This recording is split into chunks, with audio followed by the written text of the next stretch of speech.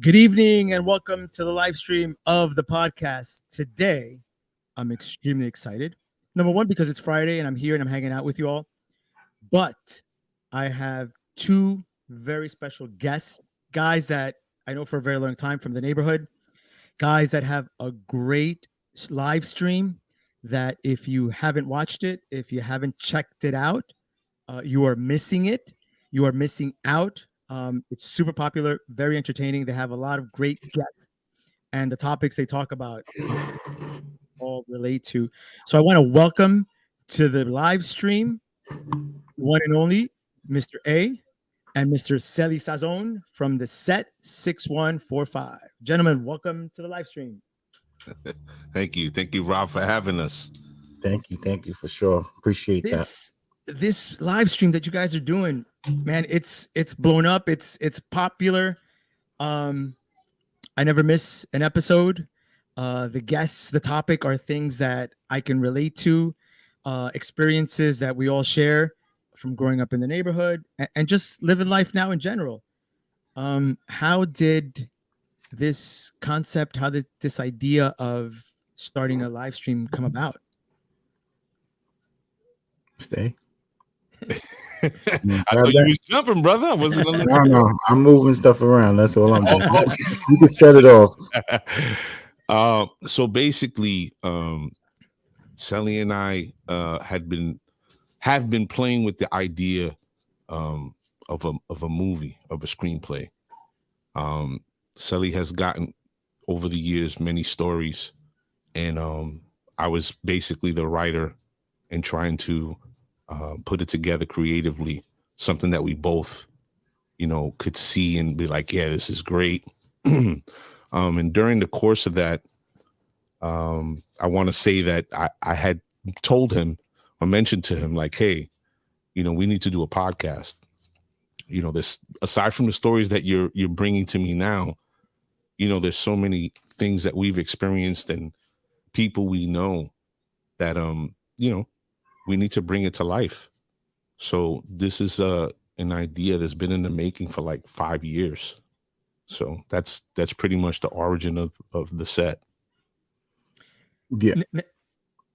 I always was into sports, right, growing up. So they they would always tell me do a blog or do something. And I was kind of like, I don't want to do that. I don't want to see my face out there, So when Mr. A came to me at the time, I wasn't ready. I was going through some personal stuff, and I was like, I'm not ready to do this right now. I'm going through some health stuff. I want to fix this. And then he started the podcast on his own. Like, I'm going to start. I said, go ahead, jump out the window. Let's go. And then, once I felt ready, and he was kind of like still reaching out, like, hey. And then I was like, I'm ready now. Let's go. And that's how we, ever since then, we've been going. But so you haven't lost focus. Like, is this movie still in the works, or is the podcast going to be in the movie, or are they two separate projects now? I mean, this movie sounds like really interesting. I think that this, aside from just regular life, right? There's so many things that take up your time, but at the end of it all, the screenplay that we're working on and have been working on and continue to sort of kick around, I believe at some point is going to come to fruition in some way, shape, or form. I started to believe that it should be a book at first. And I know Celi was like adamantly against it. He's like, no, we got to make it a movie or a series. And there is a lot there to do that. So ultimately, at some point, hopefully with the podcast giving us, being our initial vehicle that we're actually pouring our work into, that it would lead to sort of give us the ability to really focus and close it all out, and bring it to the people. Wow, that's pretty interesting. So writing, was that something that you guys were always into? Like, I remember, I mean, we all went to Fort Hamilton High School, and I remember Celi, being a star on the baseball team, and Mr. A, very popular all over school. like was that why do you laugh? It's true. Like everyone, I mean, and it's okay to be braggy, right? It's okay to be like, everyone wanted to hang out with y'all. Like, Celi was I think one of the years you were on, you guys won the PSAL championships, right? Yes, 89. So Dating I mean myself. that I was was just like gonna say huge. that. Like, who did not want to be down with a star player on a championship team, right? And so usually, like the athletes, the popular guys, you wouldn't consider them back then. Um, these guys are like writers. These guys are gonna write. They're gonna write a book. They're gonna make a movie. Was that always like a thing, you guys, like that artistic itch? Was that something that you had even back then, or was like that a different, just a totally different era? And then this kind of came about as we got older, as you got older, like, life changes, we become wiser, right? And so many things happen in between then and where we are now. Like, how did I mean, that all come growing about? up, growing up on 61st Street, and growing up on Sunset, we were always into conspiracy theories, and we were always into stuff that's happening now. We kind of like, okay, we saw this coming because we spoke about it, back in the day on the block. Years of I guess experience of going out and partying and seeing, being around music moguls and all type of stuff I've done in my life. I've never been a writer per se, and I could write, but I'm more like I can dictate something and be like, listen, this is my vision, and Mr. A would kind of like, we work on it, like, no, change this or fix that, and that's how we basically started writing with me. Mr. A, I don't know if he went to school for it or not. I think during those years, like Sally was saying, we were definitely into reading books about things that we've seen come to fruition now. And to be a young man in the 80s and being surrounded by personalities that we were, they influenced us. And especially me, because and just like Sally, we had a diverse group of friends, and sports also assisted him in that as well, because we had lives on the block, but we also had lives outside of the block, very young. So, for me, I was always into, writing and reading books and just trying to understand the different things that I was curious about, even religion, or I should say religions. So, you know, being a creative person or writing creatively has always been something that I enjoyed doing. And right before Celi went off to New Mexico State, we actually spent a stint at Midwood before he left. And it was there that I had a teacher who I took a class with for creative writing. And his name is Mr. Fowler. I hope at some point he sees my show. He was the person that really like made me understand that you can do something with a talent. People may not see it yet, or maybe not everybody around you may appreciate or understand it, but it doesn't mean that you should stop doing it, because there will be somebody out there that'll read your stuff and be like, wow, this is really great. You know what I mean? So I've always had a thing for writing to a degree from a young age.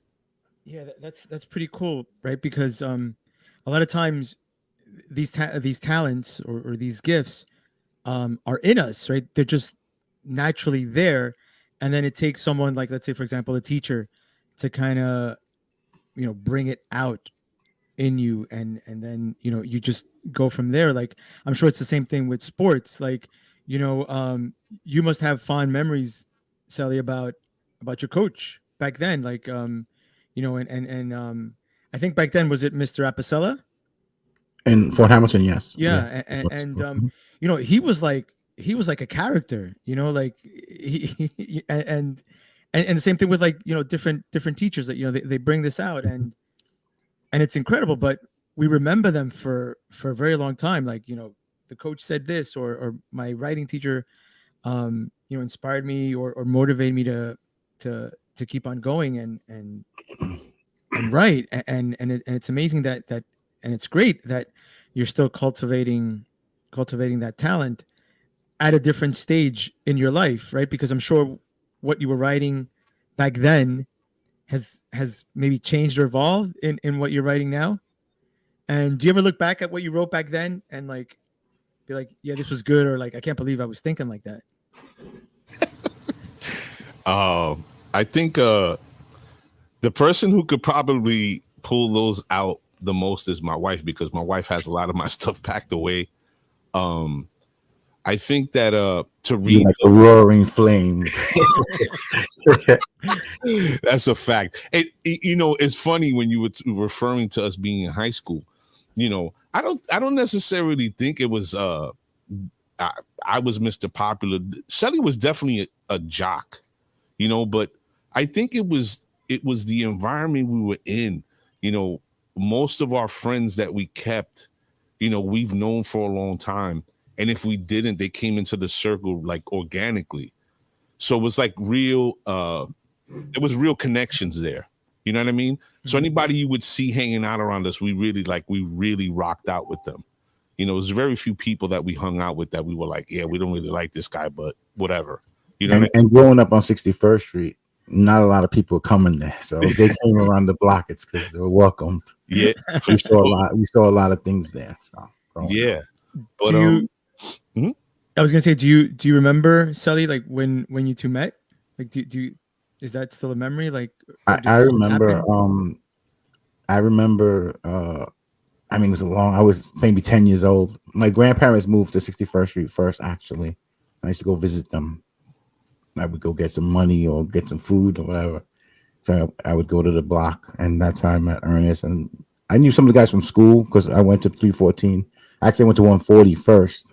Didn't speak English. I was there. Yeah. I mean, they tore that building down. It don't even exist anymore. So it was in 140 first, and my mother put me in. She was like, "No English. Put him in English. No ESL. He's gonna learn."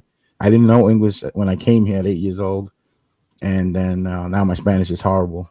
But I was about 10, 11, and I would go to the block, and then he tried to punk me like, "Yo, shorty, let me ride your bike real quick or something." Is that what you said? Yeah, it was something like that. It definitely was. I was like, "Yo, shorty, let me borrow your bike," but it wasn't the thing that I was trying to punk him. No. Celi was new to the block. You know what I mean? He had just got there. I think before he moved to the block, I had just sprouted. So we were the same age, but I gained like 5 inches in a summer. It was crazy. Mm-hmm. So we met. The funny thing is, I actually met Celi before he moved to the block, and I don't even think he remembers. Well, I wasn't on the block because my grandparents were there first. Right. But that interaction that you're talking about, I was at 314 with Batmite, and Batmite knew Celi, and we were like all in the same breakdancing group. Right. And that was like the first time that we were in the same vicinity of each other. Dramatic dances. So Celi, you were a breakdancer too? I was pop locking and yeah. No windmills and stuff like that though. I could do a mean suicide though. It's crazy though. Like now, do any pictures of that era exist? Nah, this guy breaks them all. I'm never gonna live that down. Hell no. One picture. No, I gotta. My sister definitely has pictures from that era, and I think I have a few tucked away. Now, is there any chance that these pictures could ever go public? Because, I mean, they're part of history. They're part of your history, and I think the viewers of the set would really enjoy, looking at these pictures. I want to see them if they exist. You guys got to put them out. Now I'm in a different stage in my life. I'm good with that now. I don't care. Yeah, I think growing up, I actually wish there was more around. And that's the crazy part, because I used to try to tell Celi growing up. Just again, back to my wife too. When me and my wife got together, and we were having my son and my son and my daughter growing up, and I was constantly taking pictures, and she used to get annoyed. Why are you always taking? And I'm like, listen, just don't worry about it. Fast forward, we move things around and we get rid of stuff, and then I'm like, when the picture box comes out, I just start pulling things out. And I'm like, babe, remember this? Oh my God, I can't believe you have pictures of that. And I'm like, this is exactly why I was doing it. You know, you document this time. And Celi, I had made the mistake of bringing a picture to. We went for it, and I had a picture. I think it was like junior high school days, and we had like sham. You remember shams, the shirts, sham shirts. Mm-hmm. We had sham shirts on, and we were at like a family function or maybe a house party or something. And I was like, "Yo, Cel, look." And who was standing? Somebody was standing in. What happened was clear it up. There was no females. There was no females. Hold on. I'm a nice guy. Okay. There was women, well, not women, girls that we were crushing on coming to me first, like, yo, this picture's going around of that. Okay. And then he came to me like, oh, yeah, it's funny. And then I ripped it. Yo, this guy tore that picture up in like 5,000 pieces, and I'm standing there. I'm like, yo, what the fuck did you do? What happened? Yeah. Don't show that picture to anybody. I'm like, oh man, sensitive. All right. I have anger issues. No way. Yeah, right. Yeah, but there's pictures. There's definitely pictures of that time, for real. Those yeah, no, and it's kind of cool to kind of look back at that, right? And you can totally like relive that instant. And that's one of the things that I love about photography. I enjoy taking pictures and that's like one of my biggest things, like photography and taking pictures, because you can literally, and it may sound kind of corny and all, but like you're stopping that instant, that second for a moment, and you're capturing it, and it'll live on forever. Unless Celi gets to it and rips it up into a million pieces. But now everything's digital. But it's funny. I get the. Sorry to cut you off, Rob. I get the Fort Hamilton. Sometimes guys will post stuff on Facebook and I look at us like a Yankee Stadium or this, and I'm like, the first thing that comes to mind is like, man, I wasn't even that big, but you thought back then like you were bigger than everybody else, But like the weight and everything, you're like, oh man, I wish I was that size again. No, totally. But like, thinking back, and I remember you were on the baseball team. I mean, you were one of the taller, bigger guys. Like, everyone else was just kind of like, way smaller. So even then, you were just like almost like this larger than life character that, was the star player on the team. And did you ever, like, when you think back, like at that moment, like, or back then, were you ever like, man, I'm a fucking baseball player, and we won a championship? Like, how did you feel? Like, what that felt like? I never, like, to me, it was always just, I never really took it serious. Like, I felt, and I say this now, looking back, I played the game, but I wasn't like, it was like natural to me almost. So I didn't really practice let me rephrase that. I practiced playing. I wouldn't do the physical stuff. I wouldn't really do the other stuff. So that I always say, like, I didn't make it pro because I didn't put the work in as far as that goes. High school, I kind of was like, going through the motions. When I went to college and I played in New Mexico, I played for this gentleman named Ray Birmingham, and he, New Mexico, Texas guy, grabbed the bull by the horns and one of those guys. But the day I finished with playing for him, I bawled like a baby because I was like, this guy, it's touched all our lives because he treated us all like his kids, So that's when I kind of was like, oh shit, like I fucked this up, I should have put the work in, I mean, I still got to offer like to new Texas A&M. And then I went there and the guy was BSing and I ended up leaving. I was like kind of like chasing, a girl or whatever, dumb stuff. And I ended up coming back to New York. But that at that time I was like, wow, like this is where I really should have put the work, Yeah. So thinking back, you would have done things a little differently, you think? For sure. Like physical, like teams were looking at me like Cleveland Indians, this, that. And they basically were like, I grew up, that's the steroid era. So they were basically like, physically, you're not what we're looking for. Basically, like they were telling me, like, get on the sauce like everybody else, Oh man. So, yeah, Mr. A, that's a movie right there. too. You know, like Yeah. Listen, his story and just listening to him talk about it, because you got to understand, he was living it. So people go on with their lives, right? But your life is still going on. So at that time, Celi's in New Mexico. He's out there playing ball. I'm still on the block. I'm going through whatever I'm going through. Going to college. At some point, I almost went into the Air Force because, waiting on the bursar's line all day. That was something, for me, I just couldn't understand that process. Yeah. So I was like this close from going to the Air Force. And, in the back of my mind at that time, I was always like, man, I hope my guy, does his thing, because he's always had a natural talent for baseball. So in my head, I'm like, all right, at some point I'm going to hear that he's playing ball for, a big league team. So, fast forward, you go through all these motions like he's saying, and you look back and then you're like, damn, you don't necessarily have this like heavy regret, but you grow from the experience and you realize, like, look, if I would have just kept my head straight and focused, I would be in a different place. But you know what? I'm still good. Here I am. We're both fathers. We're both in relationships. We're still in touch after all these years. And we're both still here. It's a beautiful thing to be a middle-aged man, in this day and age, and still have somebody who's a part of your childhood in your life. You know what I mean? I mean, it's a blessing, right? Like, yeah. And that term gets used a lot, right? But it is a blessing. I mean, think about it, right?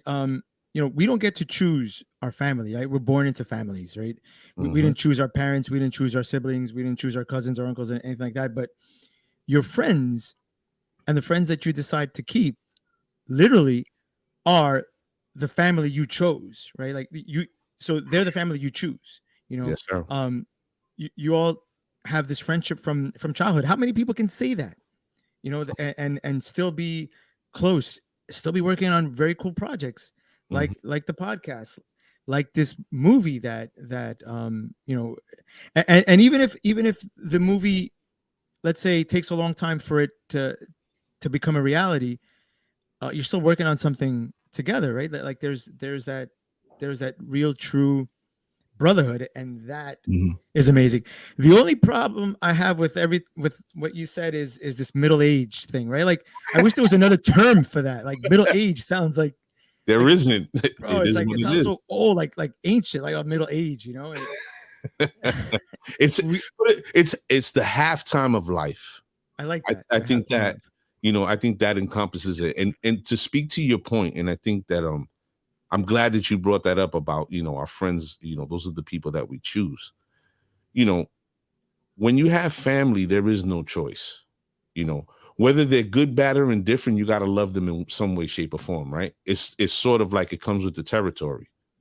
When you have a friend or somebody that is not blood to you, and you genuinely love that person, and I don't think people really understand that or understand this. When you love that person, that's a different kind of love. That's a different kind of connection, because that person has nothing. There's no bloodline. There's nothing. All you have is the years that you know this person, the things that you've gone through, the problems that you've endured, the changes that have happened in life. And that's it. So when you have a connection with a person that way, that's outside of your lineage, people don't really appreciate that. They just, I mean, for me, I know a lot of people just don't. And I think that people really need to step back and look at that. Yeah. And think about all the people throughout life that come and go, and are in and out. Yep. And then the people that stick around and stick it through and are there for you and you're there for them. And it's an incredible bond. But like throughout these years, like with any other type of like family type relationships, I mean, have you all ever had like a disagreement where you're like, fucking Sally pissed me off, or Mr. A pissed me off, I'm not talking to him, Besides ripping dick or something, Besides what? Besides ripping photos up. Right. Well, actually, Rob, when I came back from college, my mother died shortly, a few years later, and after that, I kind of went down a different path. I was just like, "F the world." I'm going through it's nonstop, one bad thing after another. F everybody around me that's close to me, family, friends, whoever you are. I'm wilding out, and I just started distancing myself from everyone around me, and you know, partied and went away. Thought I was living life, I guess, right? And then, years later, you realize if you're man enough, you apologize. You go to those people and say, "Listen, I'm my bad. I screwed up, and if you don't want me around you again, cool. I get it. If you do, then let's start over." And most people, they understand. I think they understood what I was going through. So, yeah, it was a tough time. Yeah, and then we go back to something that Mr. A was talking about, right? He mentioned the word love, and then family, right? Like that's when you realize, right?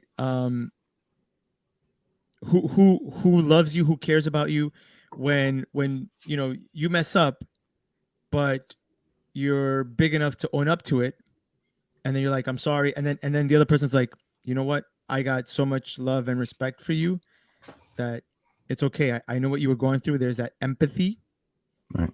and then we're cool. Because I know that you were going through something, and I understand that, and it makes sense, and I appreciate that. But the fact that I care about you so much because we know each other since we were kids, it's all good. Yeah. Welcome back, brother. I'm glad you're back. I'm glad you're good. I'm glad No, thank you're you. getting it together. And that's pretty cool. Like those things are extremely difficult to find in people. And that's why I agree with what was being said before, that that level of appreciation, and you got to be grateful, right? People don't understand sometimes these type of friendships or relationships, and it's pretty cool. And this is a great example. I mean, you guys we're all in our 40s now, and man, I don't know, we got to change we got to change that term, right?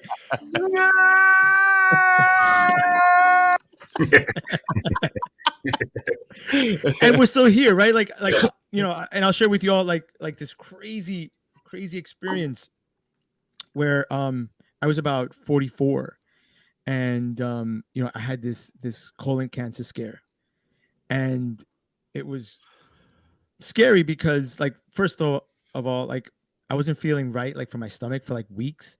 Like I was feeling like all fucked up, like, bloated, and by then I was trying to eat healthy. I was trying to exercise, and like, I'm now a middle-aged man. I got to take care of myself. I want to be around. I got little kids. That's right. Back then my oldest was 4, and my youngest was like a year old, and but I didn't feel right.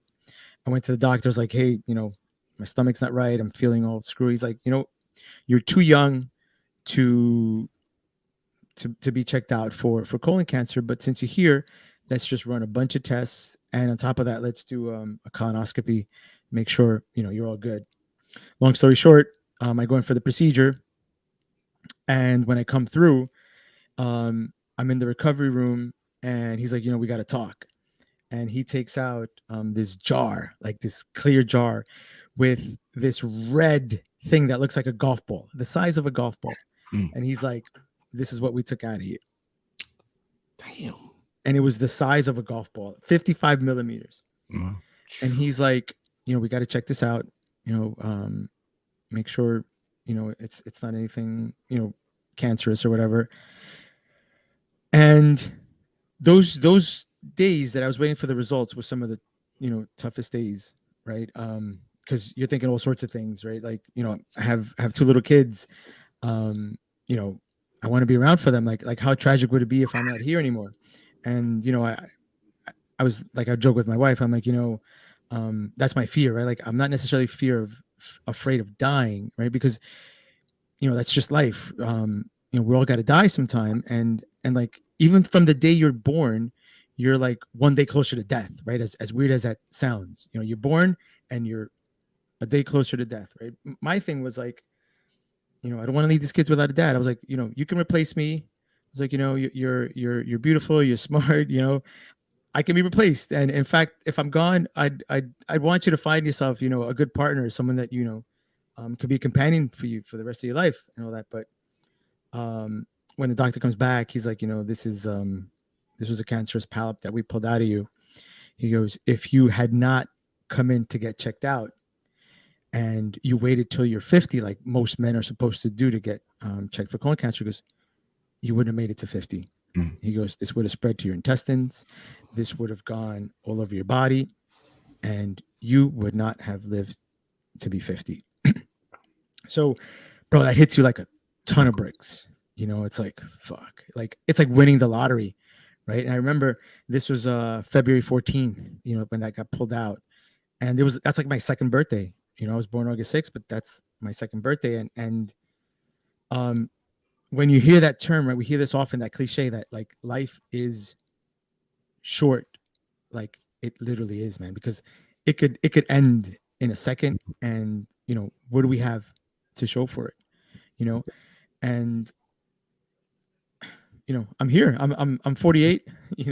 I'll be 49 in August, and I got one more year where like I'm not supposed to be here. Like I say that to myself every day. Like I wasn't supposed to be here, but here I am.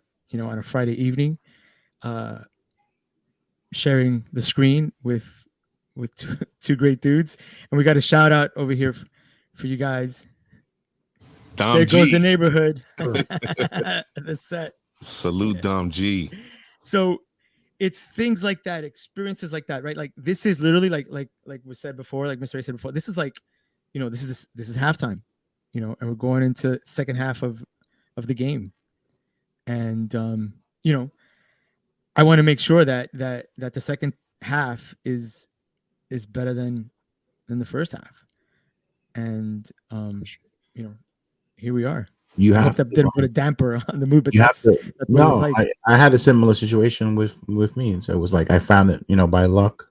I was getting checked for something else, and so I understand your story for sure. And it changes you. It, like you said, it definitely changes you, your mindset, and it's more like like one of the biggest mistakes in life. We think we have time, right? So then when you get hit with something like that, you're like, oh wow, like this could happen any second, right? So let's make peace and let's live life differently now. We gotta change. I'm not the same guy 20, 30 years ago, and you shouldn't be.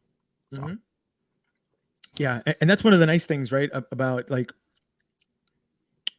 if there's a positive in situations like this, like you never want to be in the same place you were, let's say, a year ago, right? Even during this halftime, you still want to be better than you were last year, whatever that takes, right? Or whatever that involves. You still want to be better and growing. And there's still so much potential, for us to do and to continue to do great things. And I'd love to see the moment when that movie becomes a reality. Like now I'm pumped about that. Like now I want to see that. Like I want to see that movie. I want to see that screenplay. I want it to be out. Like it's got to come out. And I hope you never stop, working on that. Right? Like it's got to be a reality. Like it just has to. I mean, I don't know if you feel the same enthusiasm that I do, but Sure. I hope you continue to work on it. I think that's something. Yeah, I think that that's something that we're definitely gonna make a point of completing, because being the halftime here, the reason even more so why we're doing this is because we want to leave sort of something behind for our children. You know what I mean? Because we're having fun. This is fun. We're having fun doing this work and meeting people and having these conversations and stuff like that, and being able to express who we are, our personalities. Like I carry myself a little more serious. Celi's always giving the good quips, and he's quick with his wit, and he gives me that balance, and the show works, right? But at the same time, we're hoping to have some sort of impact in the second half, and if that's what we can do, man, that's an incredible way. You know, there's many people that have been, you know, actors their whole lives and don't make it until the second half of that. Look at George Clooney. George Clooney was acting forever and didn't hit the big time until he was like in the second half of his life. You know, there's a bunch of people. Dom Ayala is his name? Donna Yellow. Danny Danny Aiello. Aiello. Danny I Aiello. don't know what the hell I got. I mixed Dom Irera and Danny Aiello together. You know, Danny Aiello was a lot older when he struck out, you know, and hit the big screen and made his mark. There's a bunch of people that do things in the second half of their life. So I think we both have that same hope, you know, for us to bring this, and not only, you know, bring our neighborhood with us. You know, that is another part of it, because as you know, the name of the podcast is called The Set 6145. But I think that's what, you know, if everything can culminate and sort of take life and push us in that way, you know, I'll be thoroughly happy with that. You know, And to piggyback off Mr. A's comments, Rob, going back to what we spoke about before about the photos, right? The memories. Part of what me wanting to do the podcast with Mr. A was, I want my children, if I'm not around, I want them to be able to just go to YouTube and be like, oh, there's my dad. You know, that was part of it for me. So right, it's a big influence. Yeah, definitely. I mean, you know, becoming a dad for me was one of the most amazing experiences. And like I was joking before, I started late, right? Like I became a dad at 40. Yeah. like middle age, right? Like, you're practicing a lot, Rob. Yeah. Well, Rob, you got to turn in your Latino card, man. I'm sorry, bro. Come on, man. Man, it was because like they instilled you know, that fear, like, you know, don't have any kids before. Like I was of that era. Like I was scared straight, like you know, during, like, if you guys remember where like sex ed was like a big thing, and like you always had to carry condoms, and like I was mega safe. I was making sure I wasn't getting no girl pregnant, you know, like it was just Those dry ass condoms they gave oh us. man, like they was in the wallet for like months and stuff, you know, and by the time I put them out, they were no good no more. So it was like Like the best off of this. and you know, it was, bro, that was like the fear. And but yeah, and in my 30s and like because of work, like I was traveling a lot, and I was like, I would have been a terrible dad in my 30s. I just would not be present. You know, it just wasn't the right time. When we finally decided to get married, you know, I got married in my late 30s, and then year one of middle age, I became a dad, and but completely life-changing. I think I wouldn't have appreciated the experience if I had done it sooner or earlier, you know, just me personally, because of where I was at. But you know, to see a human being take their first breath, you know, was just incredible and life-changing, you know. And it's such an unconditional love, right? Like in this, at this age, because like they'll come up to me and just give me a hug for no reason, or give me a kiss for no reason, and you know, not expecting anything in return, right? They're not embarrassed yet, right? Like I walk them to school and you know, give them a hug goodbye, and you know, love you, puppy, and all that, and then there's gonna be a point where they're like, you know, get away from here, you know, old man, you're embarrassing me. So I'm gonna appreciate this. Drop me off here. I'm gonna walk the rest. Right. I don't. You know what's funny that he's saying that? So I've been telling my wife that for a while. Like, you know, like I've been doing things with the kids when they're growing up, or whatever. And I'm like, yeah, you know, one day, you know, they're not gonna want to fuck with me. They're not gonna want to chill with dad, you know. And she's like, why are you always saying that for? I said, because they're gonna be their own people. They're gonna get married. They're gonna have their own family. Yeah, but that don't matter. They're always gonna. You don't know what they're gonna be like. Yeah. But meanwhile, they're both stuck at the hip. Well, I kind of you know, my son was born. You know, he was in the hospital, you know, a couple of days, and when I got him home, you know, wife was like, I'm gonna take a shower. I was like, all right, go ahead, you know. So I had my son, and he started like twitching. He had this thing with his hand, and I'm watching them. So I'm like, something's wrong. This is not normal. Like, and you know how a kid can't really watch you. Like they don't focus, but his eyes were kind of like staring off into the clouds. And I said, something's not right here. So we went back to the hospital, and he was having seizures. So he was born with cerebral palsy. So we kind of like head first into the parenting game, and it was like, I remember my friends were in Miami. My boys that I was hanging out with, and I remember just breaking down on the phone with my, like, God, it's like one thing after another, like, what's going on, but he's the strongest person I know. That's my guy Joey. So he's the strongest. He's the best, and he's 19, gonna be 20s, and just he's a blessing. He taught me, it's not about you. No, definitely not. Yeah, not at all. That's it. It's over. Nope. Yeah. And these things like help us grow, right? Like they help us mature and view life, Sure. differently. They humble you. Completely. That's what children are supposed to do. They're supposed to put you in your place of where you're supposed to be in life, and their lessons. And a lot of people, I think that the creator or the master of this universe and this life that we're in, you can ask for a lot of things, and you can plead, and I want this, and we don't get those things. We get what we need for ourselves. And since we're so arrogant about life, it takes stuff like this to happen along the way to put you in your place. Like, listen, you're not paying attention, but look, I'm gonna make you pay attention.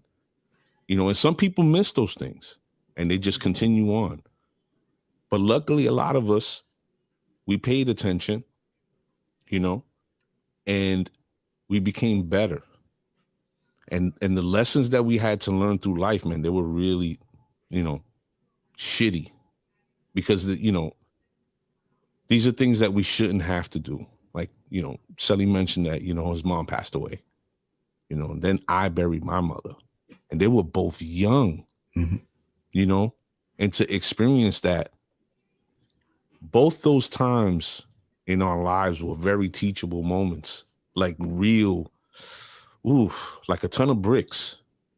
But thank God, in those moments, we both had a moment of clarity enough to be like, all right, you know what? I think I need to like hit the brakes for a minute and try to refocus myself, because there's something going on and I need to pay attention, And see, growing up on 61st Street, you learn a lot of things. You learn a lot of street stuff, and what to do and what not to do. I mean, I remember being home and my neighbor banging my door, and she was dating someone that she was about to break up with, and I guess they did their thing, and he had a heart attack and passed away. And see this guy dead. I see this guy dead in the bed, and I'm like, what? I seen brothers and sisters stab each other over drugs. Like, I mean, we grew up on 61st Street. Like, you know which path you want to go. Like, all right, I'm gonna go down this way, I'm gonna go down that way. And I was a habitual line stepper at times, but and that's the thing, right? Like it's great that you give these examples, right? Because historically, right, in the neighborhood, like 61st Street between 4th and 5th was considered.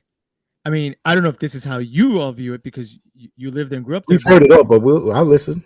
But people were like, yo, man, that's like a rough block. Like, you shouldn't go down that block unless you really have to, right? But did it feel like that for you all? Like, because I know, like, for example, I grew up on 56 between 4th and 5th, right? And I'm sorry, 3rd and 4th. And back then, like, there were a couple of gangs. I'm talking about like in the 70s, 80s, and like people would say, oh, 56th and 4th, maybe it's not a good place for you to hang out once it's late. But it never felt like that for me. Like, the minute I turned 4th Avenue and was going down my block, I felt safe. But like it didn't seem like it was, to me, it didn't seem like it was rough, or like what other people thought. But for you all growing up on 61st between 4th and 5th, like, people outside that block were like, man, that's a rough block. Don't turn the corner down 5th. Across the So street, Avenue. Nigga, what else? but did you all view it like that, or like you felt safe when you were on the block? Yeah, we could go. I mean, for us, I'm sure Celi will probably agree. I think for us, the familiarity of the environment on the block and the people that we grew up under, and then when we started coming up into our own, we just had a different approach to the things that would go on. You know, like we watched the older guys come into their own, and to a certain degree, some of them were very protective to a degree, right? And then there was some of them that were just, you don't want to deal with them.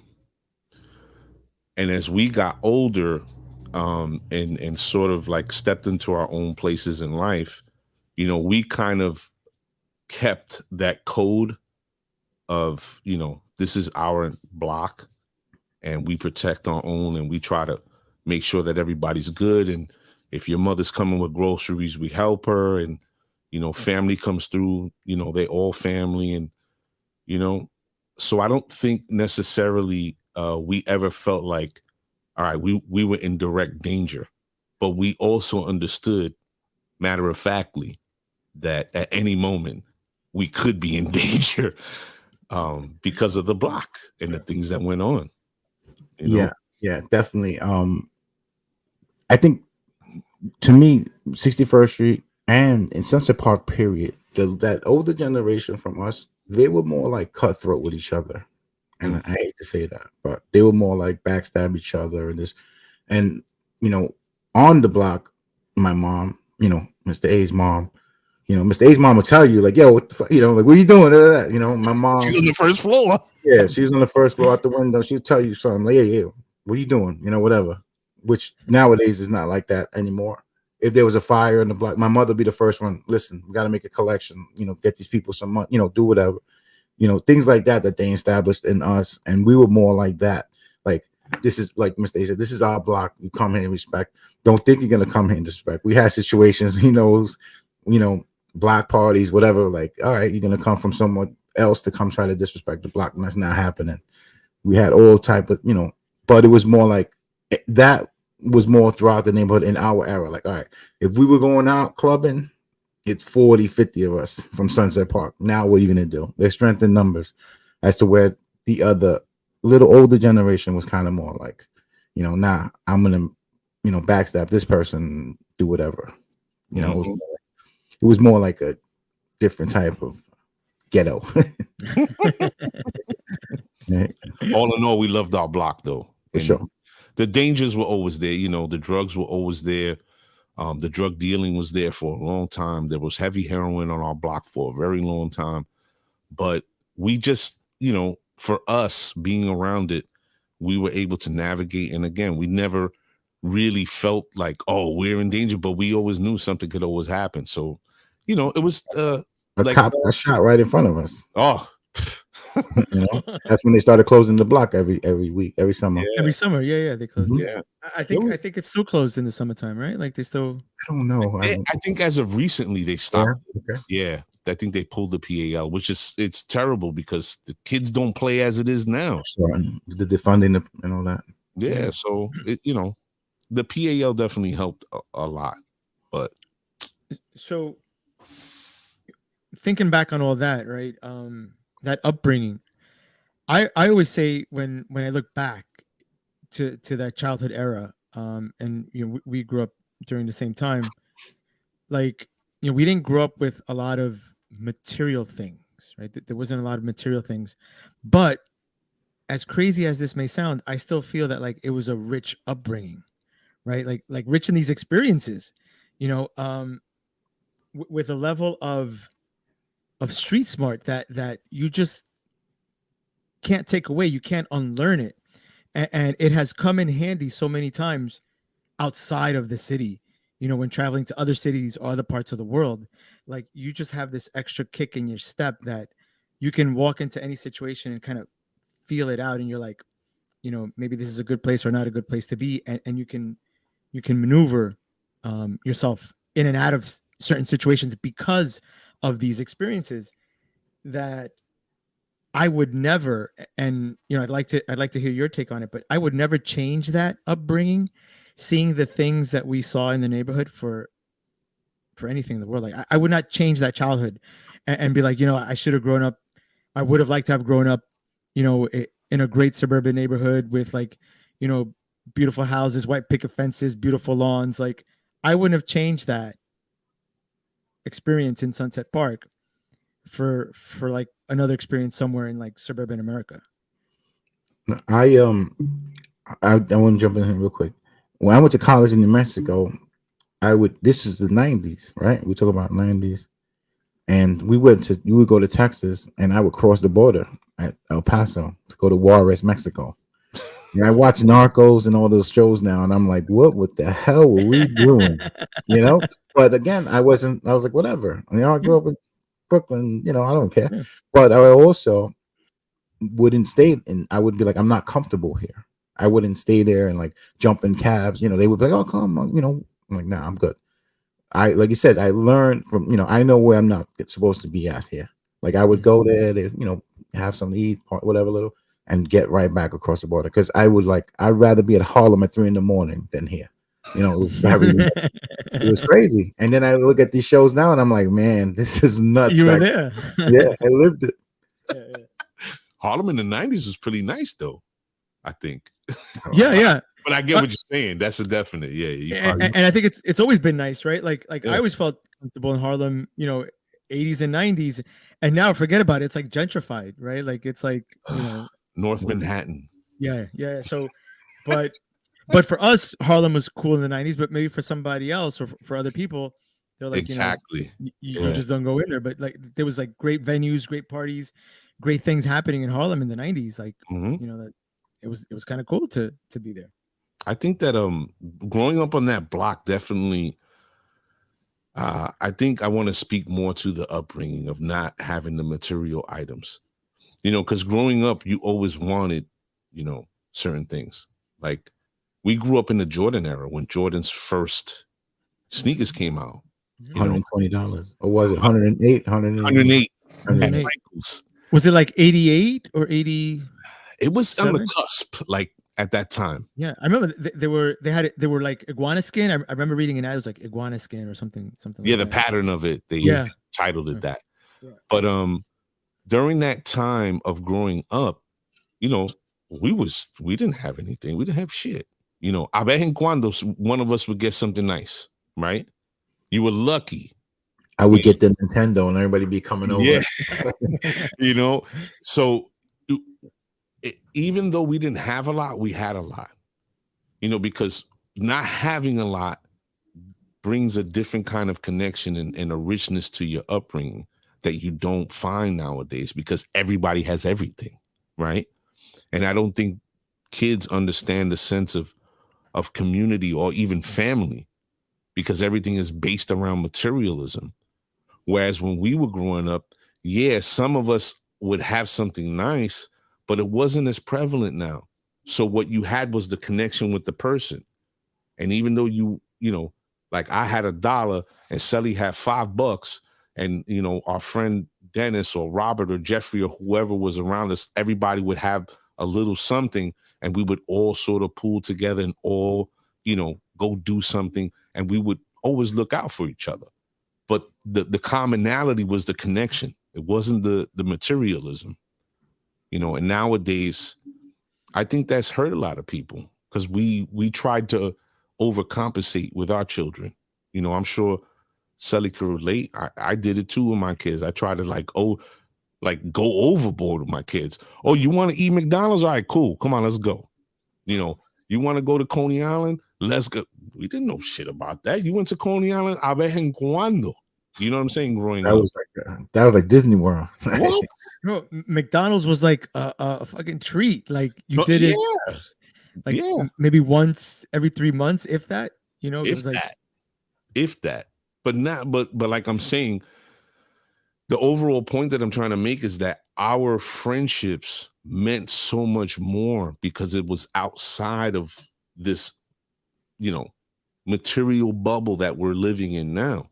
Kids today have cell phones at like 8 years old. You know, they have Jordans in the first grade. We didn't have none of that shit.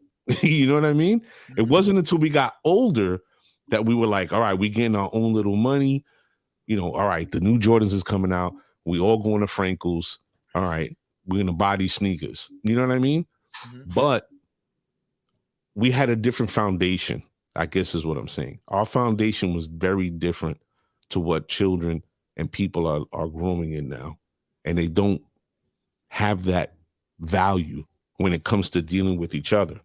And just to put a bow on it, I believe, to me, that's why Celi and myself, through his time of going through his issue, you know, losing his mom, and fast forward, you know, 20 years, we're still connected because of that upbringing.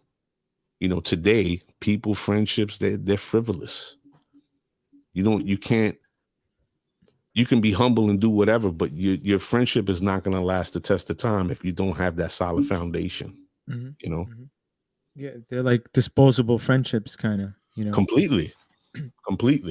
And then sometimes, like, we facilitate a lot of what you said, right? Like, that's one thing that I had to kind of discipline myself, and I still struggle with, that desire to give your kids the things that you might have wanted as a kid, but couldn't because there just wasn't the resources for it, you know. And that's tough, right? You want to give them all these things because they want it, right? And you're like, oh, I didn't have it growing up, you know. And it's it requires some discipline. Otherwise, we propagate that culture of, like, you know, the kids not appreciating things because they're so easily you know, handed to them. So their mom does that. I don't really do that, but she's back in my day. She's more with them. I used to walk 16 blocks. I don't hit them with that. I'm just like, you ain't getting it, bro. Yeah. Yeah, and we can always blame it on their moms, you know, because they're always like, you know, she is. Yeah. I think that brings it all together. You know, our show, we're trying to maintain our integrity above everything else, and that comes from our upbringing. So that's why we're bringing stories that are positive. We don't want to be, you know, dealing with cheap men or salacious or dramatic. It's all about bringing real people to tell real stories and educate people and bring information of things that you might not, you know. We had a first-time home buyer series. We had a financial advisor come on. We just had somebody who has a social group called Social Nostra to talk about getting into the podcasting game. We had Celi's teammate from high school, from Fort Hamilton. He survived COVID and he wrote a book about it. He's a motivational speaker. We had ex-Major League Baseball players, all connected to Celi, come on the show. We had DJ Lucho come on and talk about his entrepreneurship into the restaurant game.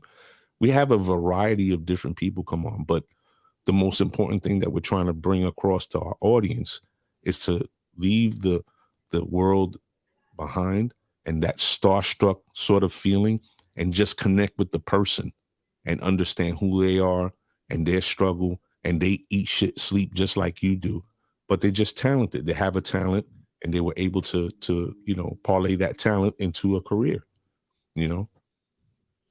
Incredible.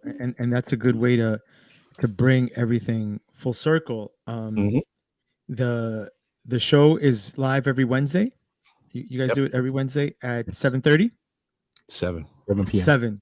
7. So if people want to follow you all on social media, like, give us the social media, the website, so that, and we'll put it in the show notes so that people can tune in every Wednesday at 7 and follow you all in your social media. Where's the best place to follow you all? Facebook, Celi Sazon, and IG Celi Sazon for me. I do the set 6145 with Mr. A, and then I do a sports segment called Just the Tip with Sazon, and I do like a little, you know, half an hour, make some picks and talk about what happened over the weekend. I do that Mondays at 7 also. Very Yeah, they cool. could follow the Set 6145 on YouTube, Twitter, Twitch, and Facebook.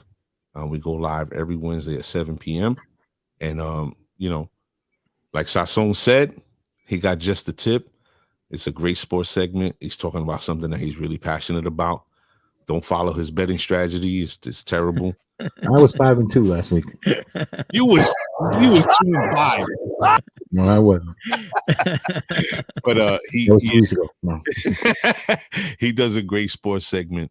And everybody should check that out. But follow us on all the social platforms. And hopefully in the spring and summer, we're gonna evolve. Hopefully, we're gonna take the show in another direction, bring some more funny to it, and hopefully be doing some on location interviews with people. Oh, that'd be great. That'd be Yeah, great. man. Yeah, Fantastic. And we're definitely looking forward to that. I want to thank you all for being here tonight, for spending your evening with us. I think the audience got a really interesting glimpse into the core of the show that you guys work on, and this movie. I mean, again, don't stop working on it. I can't wait for it to become a reality. But thank you so much for being here. We'll definitely, without a doubt, check out your show and appreciate your work and appreciate your time. Thank you very much for being here. Thank you for having us, Rob. Best of luck. Keep doing your thing, man. We appreciate platforms like this. for real. Everybody watch the Rob Aguilar show. Another one out of Sunset Park. Thank you very much. Of course. And thank you all for tuning in on this Friday evening. Next week, we'll be back at the same time. We're going to be joined by Ernest White, who has a TV hit travel show called Fly Brother, where he goes all over the world and talks about different cuisines and people and storytelling. So do not miss that. We'll be back next Friday at 8:30 p.m. Thank you very much. I'll see you all in the promised land.